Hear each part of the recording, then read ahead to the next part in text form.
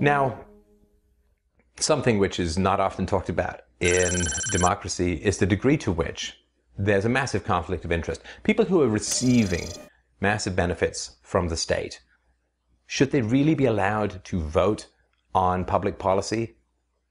Well, it's hard to argue that they should. That there's a clear conflict of interest. They can't be objective because they're not judging policy, they're judging income.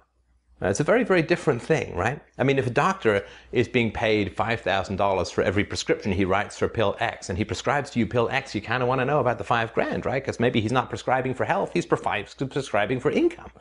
The same thing is true when it comes to voting in what we quaintly call democracy these days, which is that people are voting for income. So if you're getting $100 million in state contracts, should you really be allowed to vote for whoever is giving you those state contracts? Well, of course not, because your objectivity is completely compromised by the money that's rolling in. Can people who are on unemployment insurance objectively evaluate the pros and cons of unemployment insurance or Social Security or government schools if you're a teacher or an administrator? Can you objectively judge policy and what is best for the health of the group or the nation or the collective or whatever you want to call it?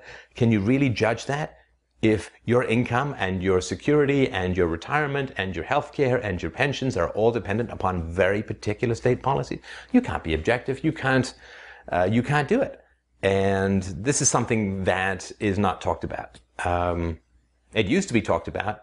In the 19th century, there were income or property restrictions on voting. You had to be sort of middle class to vote, because the argument was, well, if you give everyone the vote, the poor will vote to take away the property of the rich, and everyone will end up broke. Well,